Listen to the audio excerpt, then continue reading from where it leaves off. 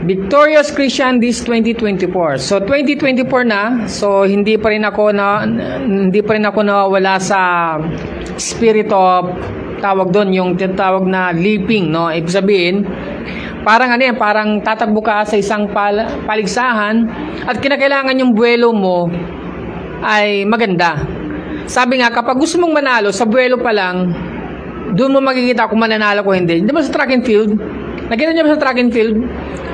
Yung ready, aim, tas paunahan talaga ng ganon. So kapag maganda yung buwelo mo, tiyak, maganda yung momentum mo, nga. So kinakailangan, ngayong 2024, ilagay natin sa isip natin, oh, this is it. Bubuelo ako. Yan, bubuelo ako ngayon din upang sa pagtakbo ko, ay maging maayos yung buong taon. Amen ba? Sino ba gusto rito ng maging victorious yung kanyang 2024? Amen, no? So, pag sinabing victorious, Pastor, lagi-lagi naman tayo nagde-declare na victorious 2024. Tama. At marami ang mga nag-fail noong 2023. Wala na sila. Yung iba na COVID. Yung iba bumagsak. Yung iba hindi na nakatayo. Pero, tayo nakatayo pa rin. Amen? Parang ayaw niya maniwala. Yan. Magandang umaga sa bawat isa at sa online din. Magandang umaga po sa inyo. At this 2024, this is my declaration that we will be a victorious Christian. Amen? Victorious Christian this 2024. Yan. So, how to be victorious? Wow. Gusto ko yan, Pastor? Yan. Paano ba ako magiging victorious? So, we want success in our jobs and businesses. Tama? So, nalain kami ni Eva na, Lord, ano bang business ang bibigay niyo sa amin? So, lahat tayo. So, kapag naging successful tayo sa ating mga trabaho at sa ating mga businesses, tiyak, magiging victorious tayo. Amen? So, we want success as a nation. Sa church, as a holy nation. Tatandaan po ninyo, pag nation, yun yung Gentile world, di ba? Pero pag holy nation, tayo yun. Para ba tayo magsasucceed o magsasuccess? Lahat tayo kinakailangan o gusto natin na maging maayos, maging successful tayo. At maraming barometer ng successful. Hindi ibig sabihin may kotse ka na, successful ka na. Di ba? Hindi porke may bahay ka na, successful ka na. Di ba? Maraming mga nagsasucess na kahit wala ng mga bagay na yon. Depende doon kung paano mo siya binabarometer. Kasi minsan, simpleng buhay lang, iba, feeling successful na sila. At totoo yun. Dahil yun ang gusto nilang success. Amin po. So, we want to success in our families. Amen? So, Pastor, bakit naman kailangan maging successful pa tayo sa ating pamilya? Sa totoo lang, magulo ang pamilya. Inuwala ba kayong magulong pamilya? Nag-iisa na lang kayo ng bahay, nagbabangayan pa kayo, di ba? Hindi kayo magkasundo. So, walang exemption doon. Wala ako nakitang pamilya na mula noong, nung sila naging family, walang problema silang tinaha. So, nalala ko yung kuya ko dati. Kuya, love you, kuya. Nag-away kami niyan eh. Suntukan kami niyan. Inawakan niya ako ng gano'n. Ang lakas ng kuya ko, hindi makapalag. Kawag-kawag ako ng gano'n. Kawag-kawag ako, no? Pero magaling si kuya, hindi niya ako inupakan eh, kundi iliyari ako. So sa akin, my family. Tsaka yung mga gusto rin natin maging family. So usually ang pag-aasawa ay nakaakibat yan maging successful kaming pamilya. Amen? Sa totoo lang, ang pamilya ay hindi pagsama-sama lang. Yan, may makasama ka lang, may makatuwang ka lang. Diba? Yung pagtanda mo, may kasama ka, hindi eh. Ang family is that makakasama mo siya sa hirap at ginhawa, sa karamdaman at kasaganahan. Till death do you part, you may now kiss the bride. Hindi. So, nung nakaraan, kami ay celebrate ng aming 20th year anniversary. Yan. Namiss namin si Preacher Kayden eh. At talagang nag-iyakan pa no? Sabi ni Bishop Ingero. Akala ko ba ano lang to, recommitment or renewal of vow? Bakit may iyakan pa, no? Yan. Kahit yung ano ni Pastor si Bran, iyak-iyak din. Yan. So lahat, no, ang ganda, no, ng recommitment of vow. At ako'y natutuwa sa Panginoon kasi ginawa niyang buo kami, no? Buo kami, di ba? Kasi siyempre, ang ganda kong lalaki, di ba? Parang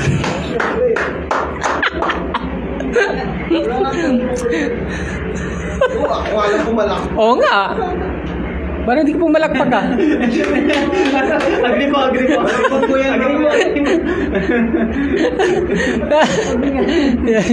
Yan. Kasi marami talagang it is having a relationship is complex, no? Wala siyang simple relationship. Napaka-complex, di ba? Pero iba dyan, alam mo, yung mga mapangarap na yan, mahirap kasama yan eh. Kasi sinubukan niya yung walang pangarap. Ayun, na-fall out of love kasi walang kapangarap eh. Diba? So, we want to be victorious, diba? We want to have success in our family. So, we read books written by men to tell us how to do these things and spend hours and many money to learn how to be successful or how to be to have a success. So, naalala ko ang una kong binili dati, how to be a millionaire. Naalala ko, anong yun? Kagagraduate ko lang yata nung college eh. Gusto ko maging milyonaryo. Binili ko, ganon. Kalimutan ko na yung author eh. Pero napakaganda at naturuan ako doon kung paano ako magkaroon ng advantage, no? Para maging successful. Pero more people na nabubuksan ang kanilang kamalayan, karamihan ay nag-aano sila doon sa bumili ng mga health books. Naalala ko si Robert Kiyosaki, meron siyang book na Rich Dad and Poor Dad. At ang book na to talaga naging bestseller. Pero this 2024 ay si Robert Kiyosaki ay nag-declare na siya ay hindi naman bankrupt, ay maabot na ng trilyon ang kanyang utang. At siya ay sinisingil na, no? Isipin mo, no? Self-help books. Robert Kiyosaki, tycoon, property tycoon, investor, nadali pa pala, no? Sobrang utang. I don't know kung ano mangyayari, pero meron kasi siyang book na kailangan mangutang para maging successful. So, I don't know kung anong mangyayari doon. Pero, ang hirap nun, no? Tutulog ka, puno-puno ka ng utang. Diba? So, how many put the same effort, expense, and zeal in finding out and implementing what God says it takes to be a victorious Christian? So, kaya nga atin tayo ng mga seminar, mga conferences for us to be good at it on how to be a victorious people. Amen po. So, sa 2 Timothy, tinan natin na sinasabi ng scriptures. Sa 2 Timothy chapter 3 verse 17, it says, all scripture is given so that the man of God can be perfect. The man of God can be perfect. Sabi nun, and punish completely unto every good work. Sabihin, lahat ng magagawa niya, ang man of God ay maging perfecto at magagawa niya lahat ng magagandang gagawin niya. Colossians chapter 3 verse 23 tell us that whatever we do, we must do it heartily as unto God and not man. Actually, nung nagtuturo ako sa financial literacy sa Food for Hungry, hindi ako naabutan ni pastor na nagtuturo eh. Pero at that time, Bulacan, Malabon, Nabotas, tuturo ako. So ito yung mga binabato kong verse sa kanila. Sabi ko, napakahirap ng buhay ng isang empleyado, no? Napakahirap. Sisigawan ka, bubulyawan ka, at minsan underappreciate ka, di ba? I mean, ginagawa mo lahat, pero parang kulang lagi. Hindi ko masisisi yung mga boss kasi ganun talaga sila eh. Itataas talaga nila yung ceiling. Pag sinabing mo, kailangan maka-target tayo ng 2 million. Next, na-target mo naman, next year, gagawin nilang 3 million. Patas ng patas ang ceiling. Ang hirap doon, kaya maraming nade-depress. Di ba? Yung iba naman na-oppress. Yan. Pero sabi ko sa kanila, ang pinakamagandang gawin mo bilang isang Kristiyano is tingnan mo itong Colossians chapter 3 verse 23. Huwag kang magtatrabaho para sa boss mo. Magtrabaho ka para sa Diyos mo. Amen? Huwag ka magtatrabaho para sa boss mo. Magtrabaho ka para sa Diyos mo. Kasi kapag tinignan mo na ginagawa mo yun sa boss mo, and your bosses will fail you. And some of your boss will never appreciate you. At minsan talagang gusto ka pa niyang matanggal sa trabaho, di ba? Gusto ka pa niyang tanggalin, no? Alisin. At minsan mapapatanong ka, where's the love? Di ba? Mapapakanta ka ng kanta nila Apple the Ape. Where is the love? Where is the love? Di ba? Sisigaw ka ngayon ng justice, justice! Diba? Magpipikit ka. Pupunta ka sa mga katrabaho mo at talagang sisigaw ka. Alam mo, itong company na to, ganun. At hindi ka nag-iisa. You are not alone kung nararamdaman mo yan. Pero tandaan mo, sabi sa Colossians, lahat ng ginagawa mo, dapat ginagawa mo yan. Saan? Sa Diyos, hindi sa tao. Nagtatrabaho ka para sa Diyos. At minsan naman, di ba, nagtatrabaho ka para sa pamilya. And sometimes your family will fail you. You're not being appreciated, di ba? Parang ikaw na lang lagi nagbabayad ng renta. Di ba? Parang ikaw na lang lagi nagbabayad ng kuryente, tubig. At ikaw na nga nagbabayad, ikaw pa itong gawa ng gawa sa bahay. You are not been appreciated, di ba? Parang hindi ka man lang, kumain ka na ba? Dumating ka, kumain ka na ba? Ikaw nagbabayad, ikaw pa itong hindi kumakain, ikaw pa itong hindi natira ng pagkain, di ba? Parang sama naman loob na. Naranasan yun. Yung alam mong ikaw ang nagbabayad sa bahay ninyo, ikaw ang naglalagay ng pagkain. Pagdating mo ng bahay, wala kang makain, dahil inubos na nila. Kasama ng loob, di ba? Alam ko yung isang katrabaho dati, driver. Lagi sinasabi siya naglalagay ng pagkain sa kapag kumakain na lang yung mga pamilya niya, sabi niya, oy, yung nagdadala ng pagkain, wag patayin. Sige kayo. Pag nanghina yan, pag naglupay pa yan, wala kayong pagkain kaya tinitiran lagi siya. So, pero huwag ka magtatrabaho para lang sa family mo. Bilang family mo talagang kailangan natin. Pero kapag doon ka nakataon talaga, mawawala yung faith mo at manghihina ka Yung iba nga dyan, mas nanaisin pang maging tambay kasi si kuya tambay, okay naman ang pagitungo ni mama di maging tambay na lang din ako. Di ba? Ganun ang thinking di ba? Kasi nga doon ka nakatuon sa appreciation o yung commendation ng ibang tao. Pero kapag yung commendation ay galing sa Diyos, sipin mo kung makikita mo na anak, ang galing mo na, yung pamilya mo kaya mo mag-provide kahit hindi ikaw yung padre de pamilya, kahit yung madre de pamilya, kahit hindi ikaw ganun nakakapag-provide ka. Si Lord magtatap sa iyo Amin po. Nakita po ninyo? And that is being a victorious. Matthew chapter 6 verse 19 yan, do not lay up for yourself treasures on earth where moth and rust destroy and where thieves break in and steal. But lay up for yourselves treasures in heaven where neither moth nor rust destroys and where thieves do not break in and steal.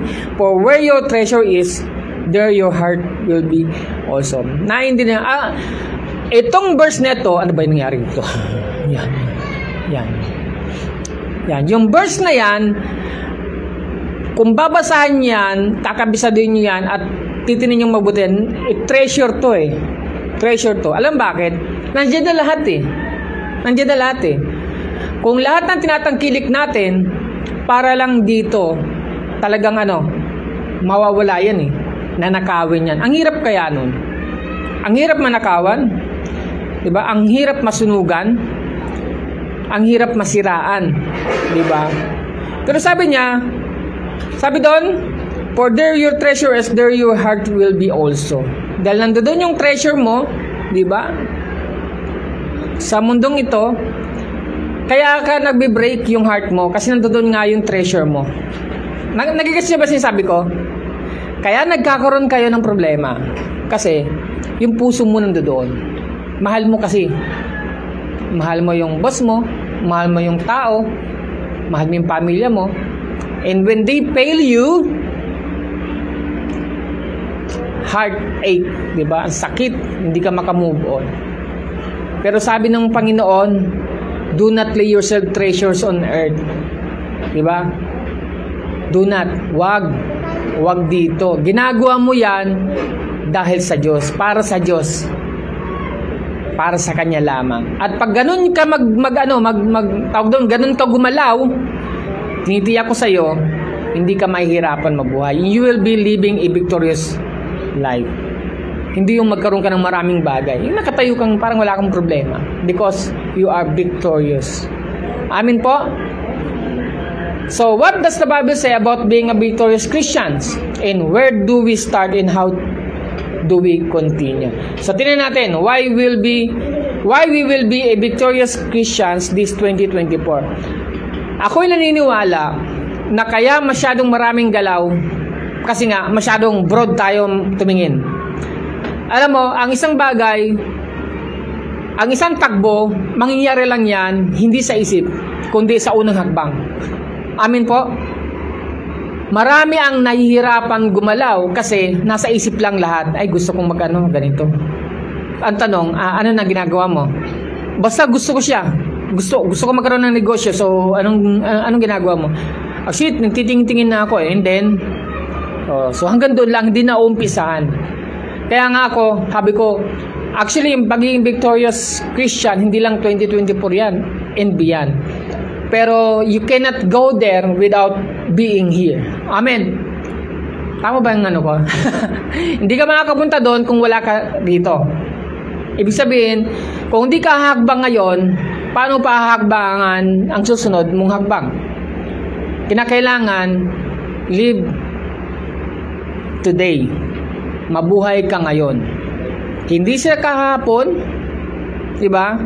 Hindi sa hinaharap, mabuhay ka ngayon. Kung iniisip mo magiging bilyonaryo ka sa harap, huwag ka mamuhay ng bilyonaryo ngayon. Di ba? Mauubos ka. Mauubos yung pera mo. So, ganun lang yon. Live today, mabuhay ka ngayon. Appreciate people who are with you. Appreciate money that you have. Appreciate properties that you have. Appreciate fellowship that you have. Mabuhay ka ngayon. Pag sinabing mabuhay, huwag mong kamuhian kung anong meron ka ngayon. Amen? So, why we will be victorious Christian this 2024? Una, because we will resolve to act with humility. Pag sinabing resolve, nagpasya. Dahil magpapasya tayo na mamumuhay tayo sa kababaan loob.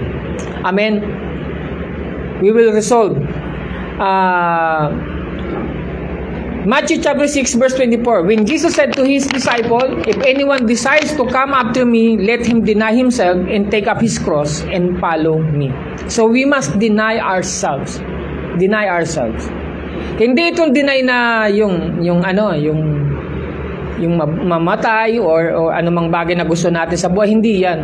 Ang sinasabi rito, yung kagustuhan. Minsan kasi, mas nangunguna yung kagustuhan mo kaysa sa kagustuhan ng Diyos. Amen? Mas lumalaki ang kagustuhang karnal kaysa kagustuhang Christian. Nagigets nyo ba?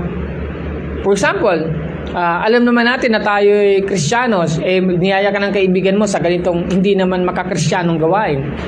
Diba? You must deny yourself. Hindi, Christian na ako eh. You must resolve to yourself na Christian ako. Resolve mo na. So I declare, this 2024, we will act in humility. Amen? You must take up His cross and follow me. Ito talaga, no? Kami ni Mami Eva, meron kaming cross na pinapasan din. So, pero yun ay in-accept namin. At kayo, may mga cross din kayong pinapasan at kailangan nyo siyang i-accept. You have to take up your cross. At sabi niya, follow Jesus. Si Jesus ang sabi nito. May mga cross tayo na pinapapasan ni Lord. Tandaan po ninyo, may mga cross tayo na pinapapasan ni Lord. At kailangan maintindihan mo na yan ang pinapapasan sa'yo. May kaibigan ako na yung anak niya ay talagang naka-wheelchair lang. Yun ang cross niya. Yun ang cross niya. Hindi po pwedeng wala kang cross. Ikaw may cross ka eh. Alam mo yung cross mo. Ikaw may cross ka. Whether you like it or not, may kanya-kanya kayong cross na pinapasan. At para sa inyo, ang hirap nun. At minsan ayaw nyong kunin yun. Pero sabi, pasanin mo na yung problema na yan. Sige na. Ako na. Diba? Sabi ni Marojas, ako na. Ako na. Kaya natalo eh, no? So, John chapter 13, verse 12 to 14. So, when he had washed their feet, taken his garment, and sat down again, he said to them, Do you know what I have done to you? You call me teacher and Lord, and you say, Well, for so I am. If I then, your Lord and teacher, have washed your feet, so also ought to wash another's feet. So, si Jesus ang nagsasabi nito. Do you know who I am? So, you have to understand this. That you must act in humility. Alam mo, si Lord na nagsasabi sa'yo. Pag si Lord na nagsabi sa'yo, ayun na, si Lord yan eh. Diba? Lord, sorry Lord. Diba? Huwag na ma-pride. Naalala ko ang isang kausap ko, ang kasalanan ni Satanas, pride eh. Gusto niyang maging kapantay ng Diyos. At nagiging kapantay tayo ng Diyos sa anong dahilan? Decision. Mas gusto natin decision natin kaysa sa decision ni Lord. Hindi natin gusto yung decision ni Lord sa buhay natin, ayaw natin tanggapin. Pag may decision si Lord sa atin, act in humility. Lord, hindi ko kaya to pero papasanin ko to. Hindi ko kaya to pero magpapakumbaba ako. Papasakop ako sa iyo. Amen. Ang pinakamahirap sa buhay ng isang tao, magpasakop. Tama po ba? Sobrang hirap niyan. Sobrang hirap sa isang tao magpasakop. At habang lumalaki, ang statue ng isang tao, ang portfolio ng isang tao, nahihirapan siya magpasakop. Why? Meron kasi siya eh. At hanggat meron tayong desisyon para sa ating mga sarili at hindi para sa Diyos, mahihirapan ka. Kaya act in humility. Kung gusto maging victorious Christian, this 2024, you must act in humility. Know that it is God. It is God. Si Lord yun nagsasabi sa'yo. John 13:14-16, sabi niya, For I have given you an example. Sabi niya, example, sabi ni Jesus that you shall do as I have done to you. Most assuredly say to you, sabi niya, a servant is not greater than his master, nor he is who is greater than he who sent him. Walang servant na mas mataas pa sa master. Walang tao na mas mataas pa sa Diyos. Amen? Sino nakapanood na ng Rewind? Pala ng Rewind, napanood mo na. Nagustuhan ko yung tagpo doon sa kung saan nagpasalamat siya sa boss niya. Alam mo na iba yung atmosphere eh. 'Di ba? Na ibang atmosphere eh. Pwede naman pala. 'Di ba? Pwede naman pala na maging maayos tayo doon sa mga boss natin. Sabihin lang natin, boss, ganun. Noong nakaraan, meron akong tagpong ganyan eh. Sabi ko sa kanya, ang lakas ng tingin ko sa'yo eh. High revered ang tingin ko sa'yo. Pero ba't mo ginaganyan? Mamaya, siya, kabig siya eh. Sa Eva yun eh. Sa tawag yun eh. So, dapat marunong tayo magpakumbaba. Hanggat wala pa tayo doon sa level na yon, pasakop tayo sa lahat ng mga otoridad na meron sa atin. We are undercover. Naalala niyo pa ba yung undercover? Diba? Ito yun eh. Humility. So, without a humble servant spirit, no one will ever want to comply with what the Lord says. Hanggat hindi tayo nagpapakumbaba sa Panginoon, walang makakapag-comply sa sinasabi ng Diyos sa ating buhay. Amen? Kaya minsan may tinik eh. Bakit may hindi ibinigay sa Lord na gusto mo? Ang tanong, gusto ba ni Lord yun ibigay sa'yo? Amen? Gusto mo lang. Gusto ba ni Lord? So, ang tanong kung sunod dyan, di ba, sabi nga naman yun believe in believe in your dreams. Dreams mo ba talaga yan? Kasi minsan, yung tinatawag na nature versus nurture. Tandaan po ninyo ito. Lagi po ninyo itong tatandaan. Ang upbringing mo ay merong dalawang dahilan. Una, yan ay nature mo. Pangalawa, nurture lang pala. Pag sinabing nurture, nakuha mo lang yan sa kaibigan mo, sa environment mo. Hindi mo naman pala gustong maging sundalo. Pero, dahil sinabi ng kaibigan mo na gusto magsundalo, nagustuhan mong maging sundalo, hindi naman pala yun ang disenyo ng Diyos para sa'yo. Amen? May disenyo ang Diyos para sa atin lahat. At pag ang design na yan, yung original design na yan, ginalawan natin, doon tayo magtatagumpay. Mag-survey kayo sa kaibigan mo. Kaibigan, anong bagay na gusto mo sa akin? Pag sinabi sa'yo na, alam mo, gusto ko sa'yo, parang lagi kang masaya. Parang lagi kang nakangiti. Ganyan. O talaga. So, doon ka nakadesenyo. May nai-inspire sa'yo dahil lang sa ngiti mo. O, ibang kaibigan, ano bang nagustuhan mo sa akin? Alam mo, nagustuhan ko yung pagiging optimistic mo eh. Napakagaling mong magpayo. So, doon ka pala, yun ang disenyo mo. Ang problema minsan kasi, may mga gusto tayo na hindi yun ang disenyo ng Diyos para sa atin.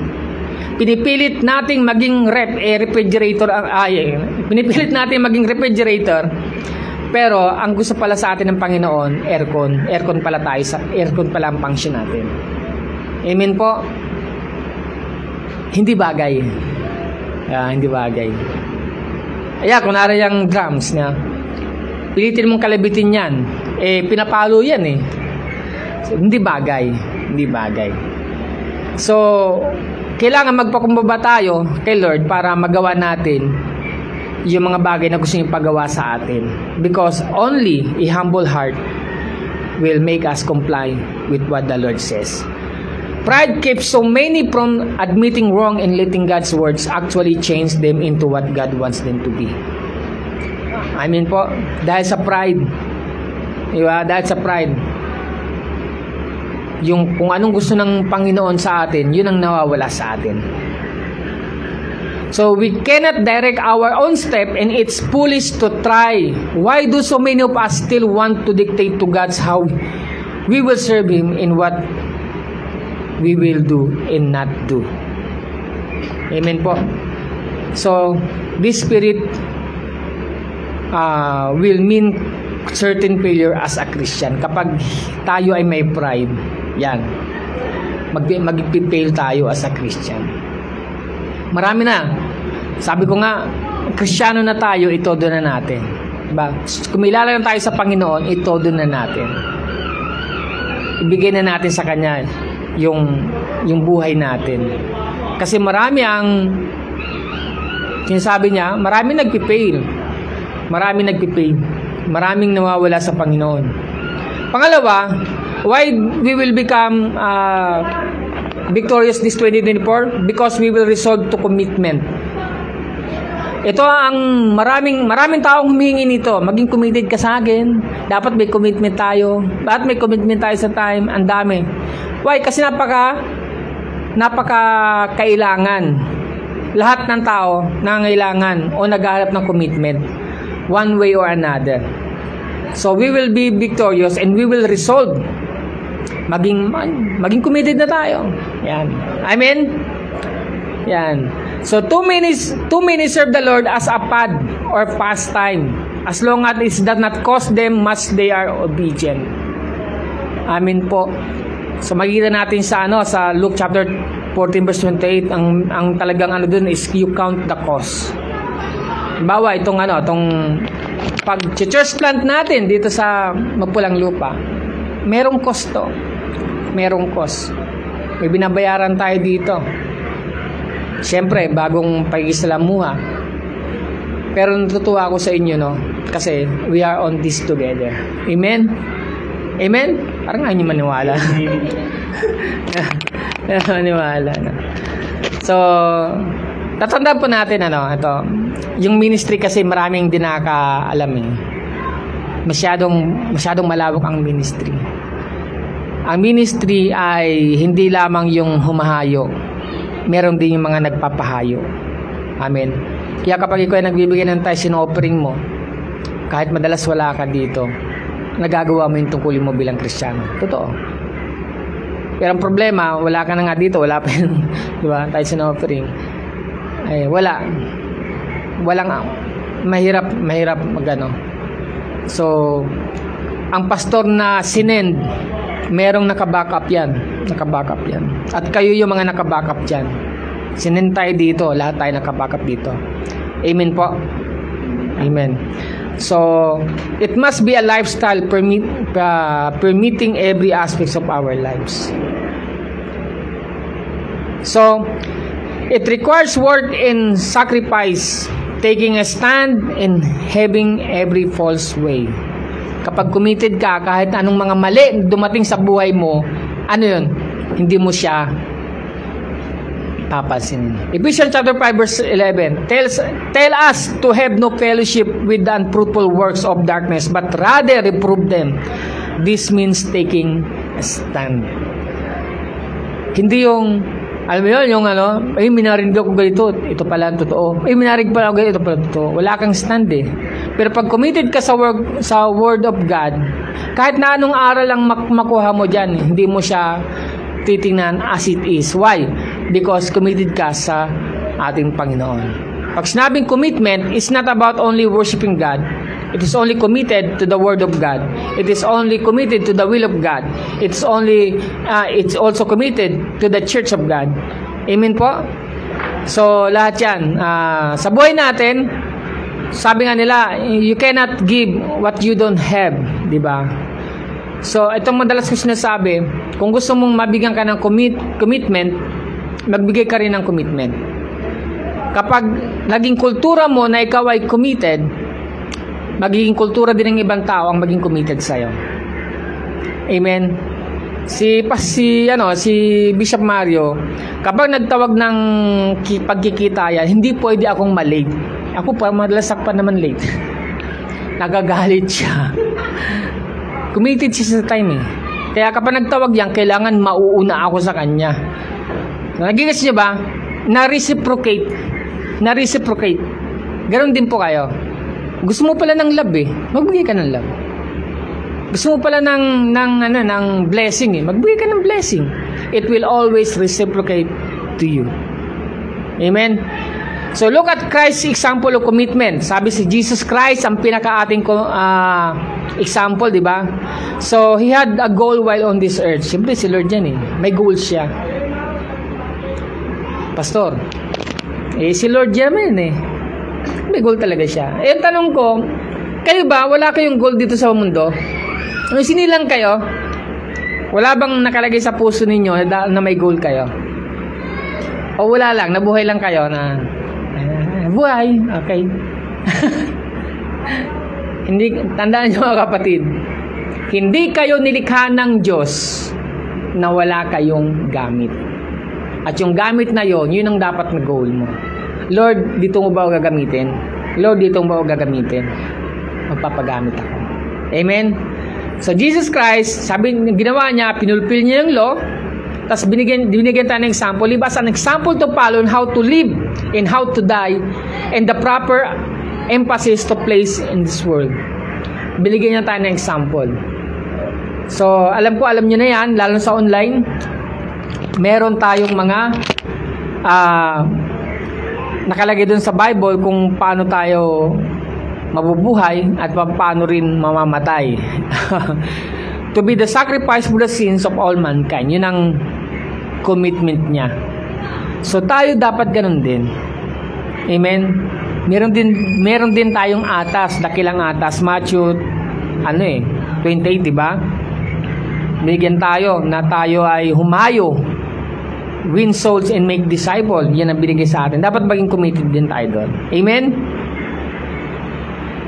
He did all he came to do. He was committed to his work and endured even when things got tough and no one seemed to care. Kahit wala na ang kanyang mga alagad, sige, diretso pa rin siya. Pastor, si Lord dyan eh. Ikaw ba? Tingin mo ba hindi rin applicable sa ito? may pinapagawa sa'yo sa Lord, wala nag-appreciate sa'yo, titigil ka na. Wala nang may pakialam sa'yo, aalis ka na. Dapat committed tayo. You must perceive your calling. Amen. Merong calling ang Panginoon sa atin. At minsan, hindi lang isang calling yun, multiple calling yun. Diba?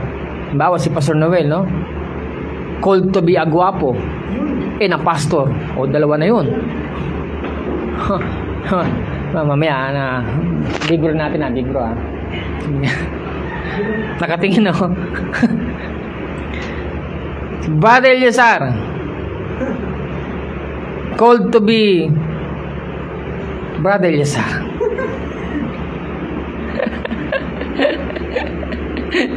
Yan. Praise and worship. Yan. At balang araw, maglilid niya ng mga si cell group niya.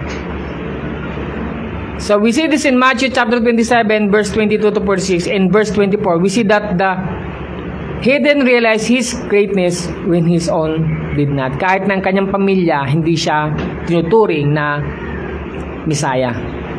Diba? Ang tingin lang sa kanya, aluwagi. Isa lang karpentero yan. Sarili niyang pamilya yan, Pero diretso pa rin sa Panginoon. Pangatlo, why we will become victorious this 2024, and I declare, because we will resolve in disciplined life. Nainiwala ba kayo kinakailangan natin ng disiplina? Yes. So ngayon 2024, maging disiplinado na tayo. Amen? Alam nyo na yan. Kagaya ko, kailangan magdisiplinado na sa pagkain. Anyone can live their life by chance happening. So, tandaan ninyo, no goals, no plans, no direction, no hope. Pag wala kang goals, di wala ka rin plano. So, wala ka rin direction. Ano bang pag-asa meron ka? Wala kang tatahakin. So, many approach Christianity as they're going to a diet, handling finances or taking care of their health. No foresight and plan, just a lot of want to. Gusto ko lang. Dapat hindi ganon. Dapat hindi mo lang gusto, kundi meron kang action, meron kang plano, meron kang goals. So kung tatanungin ko kayo, anong goal nyo ngayon 2024? Sabihin nyo naman, yung goal ko pa rin noong 2023. Copy paste. Yan. No wonder, mga kapatid, hindi ko kayo masisisi minsan kasi may mga goal tayo nagpi-fail. Diba? May mga ginusto tayo ng 2023 na hindi naman natupad. Kaya frustrated tayo at tinitigil natin. Diba? Pero dapat hindi yun ang maging dahilan upang tumigil ka. Diba? Tandaan mo, ikaw pa rin yan. Sabi sa ibang lingwahe, buntot mo, hila mo. Kapag tumigil ka, di tumigil ka. Kapag umasenso ka, di umasenso ka. Sino ang tumigil? Sino ang umasenso? Ibang tao ba? Ikaw pa rin naman. So you have to resolve. You have to have a disciplined life. Sa 1 Corinthians chapter 9 verse 27, Paul realized the need for discipline in his life. Sabi niya, but I discipline my body and bring it to the subject, lest when I have preached to others, I myself should become disqualified. Sabi, didiscipline ko yung sarili ko. Kasi baka ako mismo ma-disqualify. Amen? So Paulo na disciplined lifestyle, he instruct Timothy sa 1 Timothy chapter 1 verse 12, I know who I have believed and I am persuaded he is able to keep what I have committed unto him against that day. Kahit si Paul mismo, yung pagiging discipline niya, ibinibigay niya kay Timothy. Sa 1 Corinthians, he told the Corinthians to discipline a simple brother if they love him. Sabi niya, to allow brethren to live undisciplined life is a sin. Sabi, disiplinahan niya. Kapag hindi disiplina yan, kasalanan yan. Amin po? So, pwede naman. Ito kasi may ginagawang pagkakamali ito. Pinapadisiplina sa Church of Corinth. pinapadisiplina ni Paul. Kasi kapag hindi raw dinisiplina yun, kasalanan na ng church yun.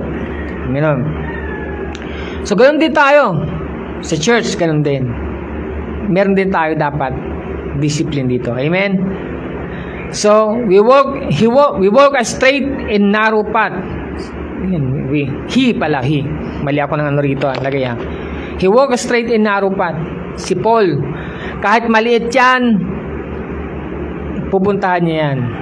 And that means we are not to be as the world. This takes discipline, leadership, and strength. Kapag niresolve natin na hindi talaga tayo dito sa mundo na to, papasok dyan yung disiplina, meron kang leadership at meron kang strength. Hindi ka mahinang nilalang na Kristiyano. Amen? Amen. Ang hirap nito, no? 2 Corinthians 1:15 verse 5-8. Be steadfast, immovable, always abounding in the work of the Lord. Steadfast ka dapat. Ito ang lalakarin ko ngayon 2024. Ito yung pupuntahan ko. Galatians chapter 6 verse 9, and let us not grow weary while doing good, for in due season we shall reap if we do not lose hope heart. I always, ito, church, online. Kapag wala kang discipline sa sarili mo, pag wala kang commitment, wala kang discipline, madali kang matangay. For example, meron kang katrabaho, nagreklamo sa'yo. Alam mo, ang hirap ng trabaho natin ngayon, wala kang discipline, wala kang sariling commitment, wala kang discipline, wala kang tinatayuan, hindi ka rooted, sa Panginoon, o hindi mo naiisip yun. Alam mo, mangyayari, yung reklamo niya, magiging reklamo mo rin. Kasi nakuha mo kung ano yung meron siya. Ngayon, magre-resign ka sa trabaho, siya nandoon pa, at siya papapalit sa'yo. Nakita ko na yan Madalas na reklamador, ang tagal-tagal na sa opisina dati, hindi mo wala, hindi naman nagre-resign. Yung kanilang mga kasama na pinagre-reklamuhan, na nakikinig sa kanila, yun ang mga nagre-resign pa. Ano sinasabi ko? Pag wala kang disiplina, sila mismo magbibigay sa'yo ng thoughts. Sa totoo lang, ayaw kong banggitin o isermon ang tawag doon? Kalimutan ko na. Grabe kalimutan ko. Yung manipulator. Yan. Meron kasi yan, the spirit of Jezebel. Yan. Manipulator. And kayo nila mag-research. Tingnan nyo yung mga katangian ng mga manipulator. Baka naman, mabiktima kasi kayo ng mga akala mo, nagmingi lang sa inyong payo or akala mo, nag-aano lang kayo. Yung pala, minamanipulate ka na. Hanggang sa makita mo, sarili mo, parang nag-switch places. Ikaw na tong ganito, siya yung ganon. Kita mo? Sometimes, ito yung gusto kong mahal ko kayo. Matatagal na tayong Kristiyano Wag na kayo magpapamanipulate. Tagal na tayong Kristiyano. Yung buhay mo, magpapamanipulate ka lang kay God. Kung gusto magkaroon ng victorious life, diba sabi niya, be humble. Doon lang. Pero wag na wag ka magpapamanipulate sa tao. Believe me, dadalhin ka niya sa kadiliman. Kayo na mag-research, the Jezebel spirit, the manipulator, meron pang isa nun nandoon yan, mga katangian. Mga katangian. 2 Corinthians chapter 9 verse 24 to 26. Sabi niya, do you not know that those who run in race all run, but one receive the prize? Run in such a way that you may obtain it.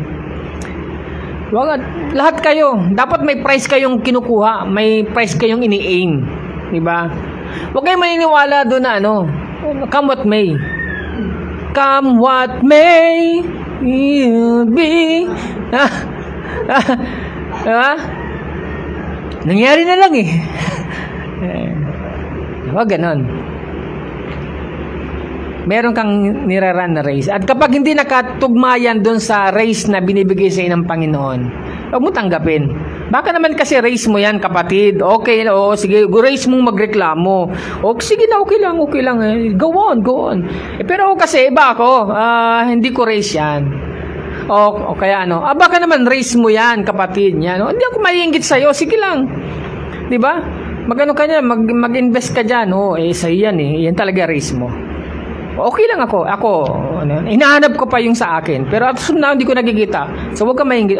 Kaya tayo nagkakaroon ng problema eh. Nagiging burden sa atin. Nagiging burden sa atin yung pagiging unsuccessful para sa atin. Tingin natin hindi tayo successful. Na-stress tayo, nape-pressure tayo. Na para bang tingin natin, parang walang-wala ako. Parang walang-wala ka. Parang hirap na hirap ka, parang lahat sila may ganito na, ako wala pa, nabe-burden ka eh, nati-pressure ka eh. Kasi nga, ganun. Napapaniwala ka ng mga tao na dapat ganun din ang puntahan mo, sundan mo. Sabi niya, everyone who competes for the prize is temperate in all things. Now, they do it to obtain appreciable crown. But we for an imperishable crown. Therefore, I run thus, not with uncertainty. Again, ano sabi? Not with thus I fight not as one who beats the air. Hindi ako tumatakbo nang wala lang. Diba? Kung saan ako mapunta. Hindi ako sumusuntok sa hangin. Yan. Tandaan po ninyo, gusto ng Diyos maging victorious ka. That is, check. Pangalawa, gusto ni Satanas na hindi ka maging victorious. That is, check. Kung gusto ng Diyos na maging victorious ka, gusto rin ni Satanas na maging defeated ka. Kaya, kapag ikaw ay nilalapit na ng Diyos na maging victorious, hinihila ka naman ni Satanas na para ikaw ay maging defeated. Saan pumapasok si Satanas? Sa isip natin. Sa isip, sa soul. Diba? Sa damdamin, diyan papasok yan. Kasi pag ganun ka na eh. Tandaan mo yung pera mo sa bangko o naman sweldo mo, walang feelings yan. Tawag doon, amoral, ang tawag dyan, amoral. Walang kinalaman yan. Andiyan na yan. Hindi magagalaw ni Satanas yan. Pero yung isip mo, magagalaw ni Satanas. I-input siya ng i-input sa'yo para maging defeated ka. Kaya nga, kung gusto maging victorious like ngayon 2024, maging Christian na victorious. Sabi doon, run with certainty. Not with uncertainty. Lumaban ka. Wala akong nakita na naging magaling na negosyante o magaling na atleta nang hindi lumalaban. Wala. Lahat sila nadapa. Lahat sila nalugmok. Kahit si Gokong Wei, mayaman na sila eh. Biglang nawala lahat. Tinda siya ng gulay, palengke. Tinda siya ng gulong. Ayun, yumaman ulit. Lumaban eh. Lumaban ka. Kasi wala naman lalaban para sa'yo. Labanan mo yung buhay mo na gusto ng Diyos na maging victorious ka. Pangapat, and ako dito ako magtatapos, because why we will become victorious in this 2024? Because we will resolve. Magpasya na tayo na magiging optimistic tayo always. Optimistic. Wala akong nakitang negosyante na nagtayo ng negosyo at sinabi niya, alam mo, malulugi lang din to eh. Excited yan. Pagputap pa lang. Kliyente. Wala pang lugawan dito sa lugar na to. Sa akin pupunta lahat yan. Ganun. Yan. excited yan. Optimistic. Kung gusto mo maging victorious lagi sa buhay mo, maging optimistic ka. It is easy to give excuse for lack of service and to find fault with everything God has given us to make us stronger. Binibigyan ka ng mga bagay na para lumakas ka. Pero napaka-easy natin hindi makita yon at magbigay tayo ng excuse. Panginoon, wala naman eh. Wala naman. Diba? Kunwari, salesman. Diba? Binigyan na ako ng gandang lalaki. Parang hindi kayo wala. So, think of someone you consider a successful Christian. Sino-sino sila? Diba? Madalas sila yung mga laging palaban. Wala kang makikitang successful Christian na laging defeated yung mind. Lagi silang palaban. Kaya mo yan! Kahit hindi mo na kaya, sabihin pa niya, kaya mo. Hindi, ako nga eh. Gaganoon pa sila. Okay naman yung feeling na yan. Pero, ganun sila. Kaya siguro sila naging successful. Tingnan natin. Positive, we can do all and nothing can take us down. Amen? That is positive. You can do all and nothing can take you down. Or, pessimistic, it won't work. Hindi yan. It is too hard. It is cost too much. Meron kang attitude. Diba? Wala yan. Mag-aalok pa lang. Hindi naman tatanggapin yan. Dati may nagbigay na ng leaflets dyan. Hindi naman tinanggap yung mga leaflets ng pizza eh. Ganun ka kaagad, di ka pa nga nagbibigay. By the way, nagganon pa ako sa monumento bigay ng leaflets. School. Ilang beses yun. So what contributes to optimism? So we do not live here. We are just camping out. Our home is in heaven. Yan dapat. So ano mangyari dito? Masunugan ka ng bahay. Okay lang yan. Hindi naman ako nakatira dito eh. Doon ng mansion ko. Okay ba yan? Okay ba yan? Di ba? Di nga. O ano mang bagay na mangyari dito, hindi man ako nakatira dito. Very, very optimistic. Ito na yung binagay ko na. Para hindi na yung ganun-ganun pa pag-gradual pa eh. Inano ko na, ito na talaga. Bilang Kristiyano.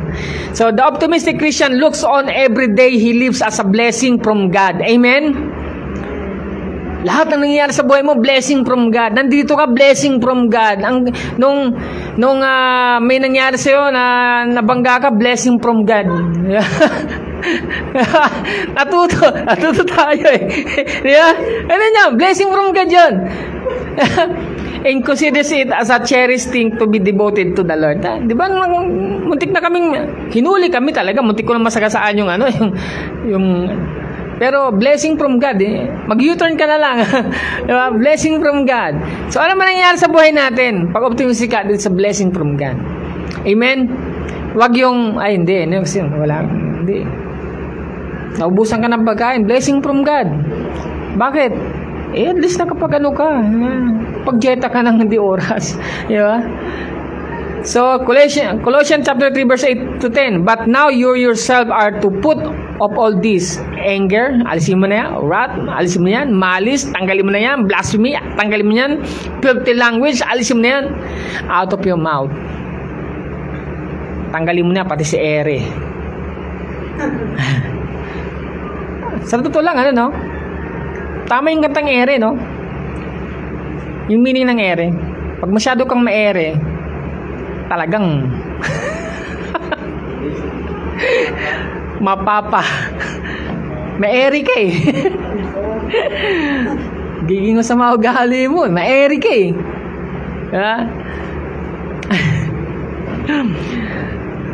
Do not lie to one another, since you have to put off the old man with his deeds, and have to put up new man who is renewed in knowledge according to the image of him who created. So bago ka nang nilalang, meron ka rin bagong knowledge. Ang knowledge mo iba sa knowledge ng iba. Amen po? What contributes to optimism? Colossians chapter 12 and 15. Therefore, as the elect of God, we are the elect of God, holy and beloved, but on tender mercies, kindness, humility, meekness, long-suffering, and let the peace of God rule in your heart, to which also you were called in one body, and be thankful. Maging mapagpasalamat. Amen. Yan ang victorious Christian. Ito yung miserable Christian, yung miserableng Kristiyano. Sana wala akong nakikitang miserable dito sa atin, ano? Sa Gem Life, walang miserable. Sabi mo nga, sa Gem Life, walang miserable. So, ang mga miserable Christians ganito, who comes to mind at anong mga characteristics na meron sila. So, ito yon. Pessimistic, sila yung down on themselves and everyone else. Will not own their own lack of service, no joy. At masyado silang worldly. All about self, not others. Anything happens or is preached that calls for them to change, and they pout. Parang lahat na lang. Lahat ng ano. Ay hindi, di sa akin yan. Huwag magnakaw. Hindi ako magnakaw do, pastor. Ganun lang yan. Masyadong pessimistic. Lack of service sila. So, ito madalas sinasabi niya, my day is ruined. Napakahaba naman ng sermon mo, pastor. No one spoke to me, I am not coming back. Sa mga sa church, no? Wala man lang, di man lang ako dinalaw ni pastor. Hindi na ako pupunta diyan sa church na yan. Hindi man lang ako nakamayan. Yan. Sa work, ganun din. Why do you always want someone to recognize you when God is the one who recognize you the most? Kaya nahihirapan tayo sa buhay. Gustong-gusto natin na ang upload ng ibang tao. Kaya nagiging miserable ang buhay natin. Without applause, keep moving. Amen? Sabi na, song did not I like, I'm bored with singing. Hindi ko nagustuhan yung kanta kanina. Diyan na yung banal na espiritu. Kaso, sintonado yung katabi ko. Service are not exciting enough. So, someone brings into our attention, I don't like them. They are just out to get me. Yan. That is miserable. So, pessimistic attitude are too prevalent among Christians. Hindi ka nag-iisa. Hindi tayo nag-iisa. Kapag masyado tayong pessimistic ka, hindi tayo optimistic. Huwag kayo mag-alala kasi karamihan ng mga Kristiyano ganun. Amen. At good news kasi nandito ako para to let you know na hindi ka nag-iisa at kaya pa namang mabago yun. Amen. May mga pastor nagpapakamatay, nagbabaril eh. Sa tingin ba wala silang banal na espiritu? Napasok yung mind nila eh. Sometimes kailangan we have to guard our mind. Ang madalas mong sabihin nagiging kultura mo.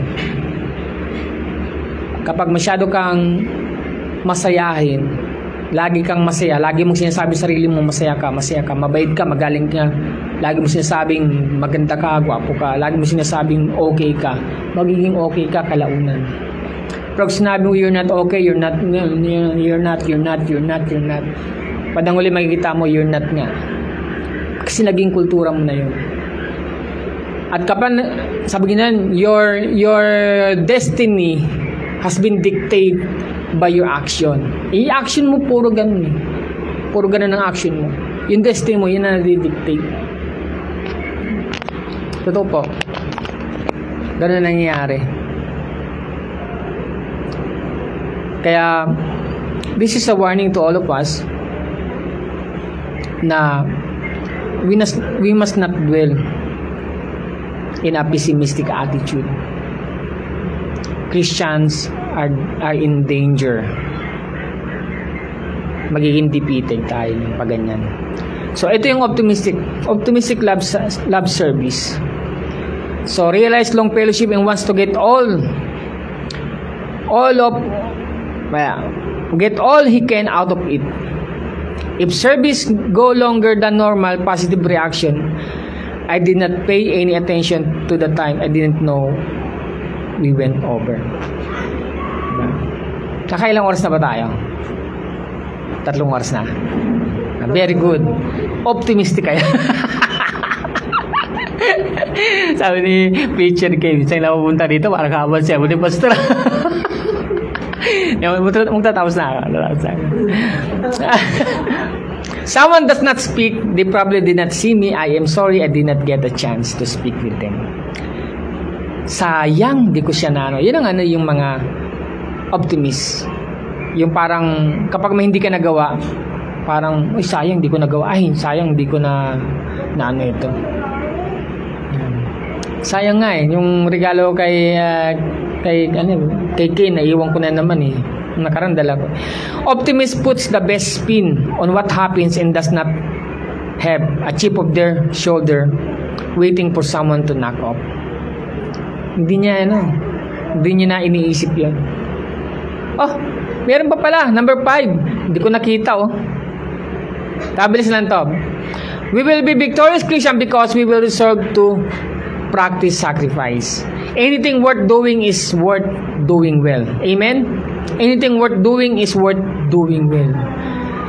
So, it will cost us something to be all God's want us to be. Walang free lunch. No free lunch. Somebody paid for it. At kapag gusto mo talagang maging magaling ka, kailangan mong pagtuunan talaga ng pansin. Pag-aralan. Gugugol ka talaga ng oras. At kung gusto mo maging victorious Christian this 2024, you have to do it. Just do it. Amen? Am I willing to pay the price daily to be what God wants me to be? Luke chapter 14 verse 26-35. If any come to me and hates not his father and mother and wife and children and brothers and sisters, yes, even his own life also, he cannot be my disciple. Dapat may sacrifice. Ito, family na to If any, Matthew chapter 16, 24-26, if any will come after him, let them deny himself, take up his cross and follow me. Whoever will save his life will lose it, and he who loses his life for the sake shall find it. So it takes courage to give it all, doesn't it? We become secure in our relationship, what we possess. The lives we live is worth the sacrifice. Amen po? Worth the sacrifice yan. It takes a great deal of faith to fully put your life in Christ's hands, doesn't it? So do you believe the Lord can do what He said He could do? Naniniwala ba kayo na kaya niyang gawin yung mga bagay na gagawin niya sa inyo?